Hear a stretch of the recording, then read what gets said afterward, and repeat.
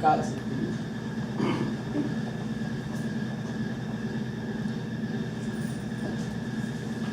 So, as we begin, you will need to have access to the official buzzer. So I'm going to put this buzzer between you, and you'll want to position yourselves so that you have equal access to the official buzzer. Ryan, do you feel comfortable reaching? Yes. Josh, you feel comfortable reaching? Okay. And just for the record, I wish this was paper. I'm sure it would. But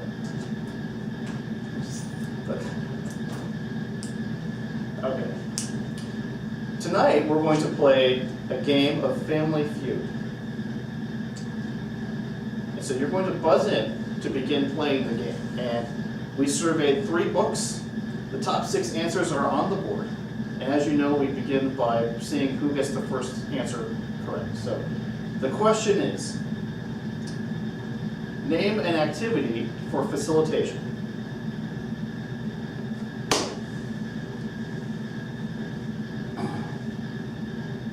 Um, 3 seconds. Discussion board. Well, no.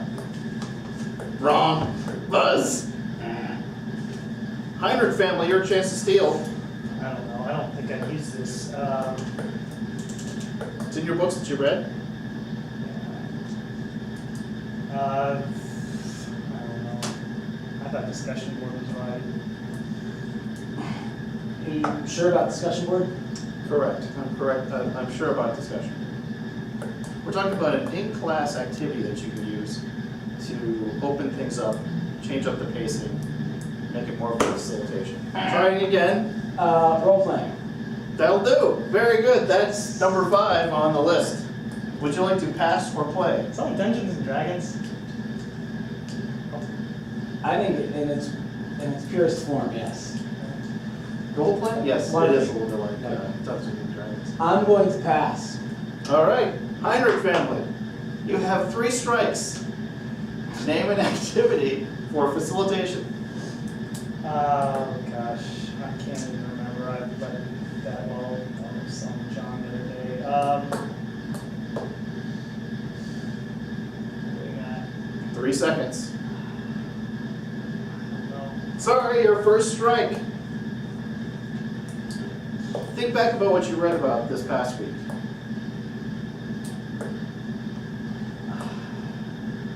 Can I phone a friend? Well, you would normally have a whole family with you here, but unfortunately it's just you two. Well, I don't really remember. And second strike. Is that even Family Feud still on the air? Yeah, it is. Really? I think it's in syndication. I think they're on their 5th host. But think back about what you read this past week. In fact, we're actually taking part in one right now. This is stupid. A game, I guess? That's right! So you were on the board. 4 more answers are up there. Oh, it's still my turn. It's still your turn. We're playing Family Feud.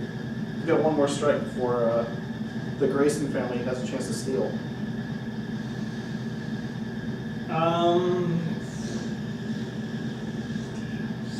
Quiz? Quiz. Is quiz on the board?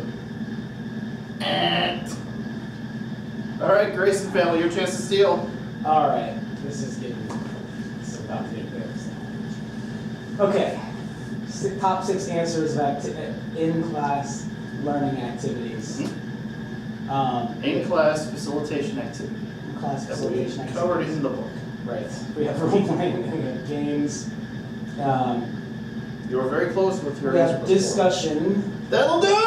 And the Grayson family steals the game. Okay. Congratulations. All right. Right, what we were looking for earlier was discussions in person. A discussion board would be if you were doing an e-learning facilitation, but this was more of an in-person focus that we covered in our text. Can you think of any others just off the top of your head before I put them all on the board? I can, but for Well, you're doing it right now. What am I doing right now? Talking? You're thinking it through, which is Which is you're using your noodle, which is also known as brainstorming. yes. Goodness gracious. I'm sorry, Ed. Sorry, Josh. Concerning discussion while playing a game. Yeah, both of you are fired from Family Feud. I can't.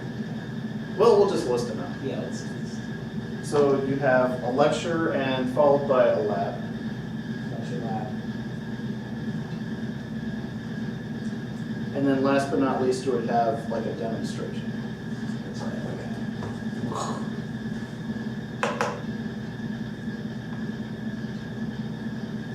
And really with games, you could also have simulation too. So it's up to you if you want to parse them out. So here are 6 things you can do to sort of spice up your presentations to make them more like facilitations, get the students more involved. Lay it. Can't do any of these. Can't do any of this in my job. Well, sure you can. Think about why wouldn't you be able to? What's the challenge? The boss always tells me exactly what I need to use, and none of these are the ones that I should use. So.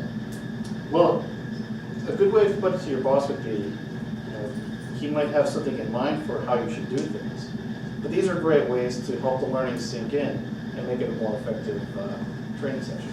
So approach your boss that way, and you never know. There's always going to be situations where you can convince them that you are always going to be given direct orders on how to do things, but these are great ways to really get the learners to connect with what you're trying to train them or teach them. So let's talk more about games since we just played them.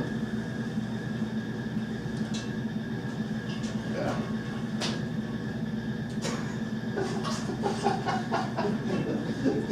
It's pretty funny. It's pretty funny. Sorry. This wasn't really covered explicitly in the required readings. It was more in the gold book.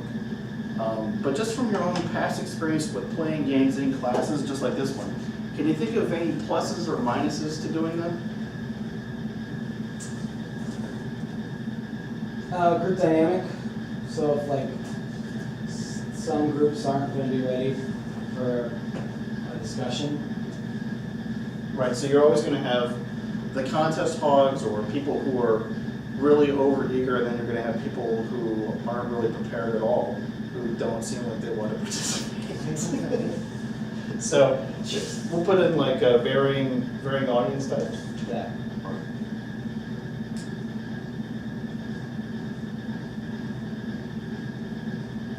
What else? Josh, can you think of it? Still mine, people that don't want to participate. Can you think of anything else though? I think it's stupid.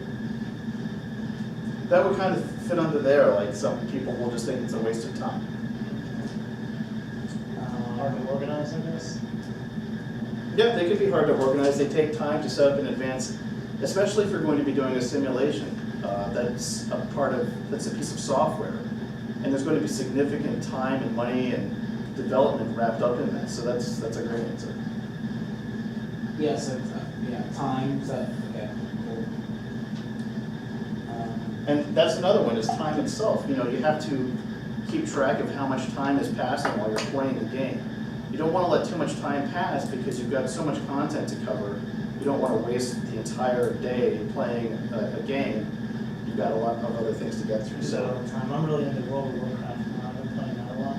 I've got this mount. It's really freaking awesome. Like he's what is it? A mount, like a horse. Okay, so I think they got, is it just a horse or is it a certain kind of horse? It's a horse. Wow. Okay. Yeah, he's really. I got this armor set for him and everything. And well, let's bring it back to Sorry. instructional design and learning, though, because as much as I admire your experience points and magic points, let's focus on what games bring to the table as far as pluses and minuses. Anything else?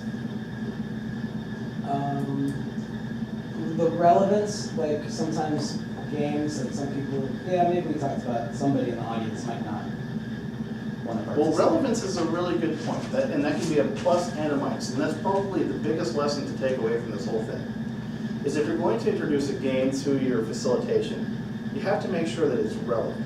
You you have to make sure that it ties back to your learning objectives. It wouldn't make any sense for us to start playing Dance Dance Revolution because it has nothing to do with what we're trying to accomplish.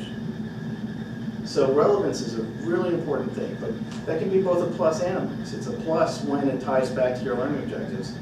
It's a minus when it doesn't, obviously. It's a waste of time. I like playing games, but it can be fun too. Yep, they're fun. And what if Dance Dance Revolution was like a tiebreaker after the game, the relevant game? What if it's tied? I'm just saying, like, We can probably do that after class hours. We'll probably get some Dance Dance Revolution. Michael Jackson edition. We only have one plus up here though. Can we think of anything else?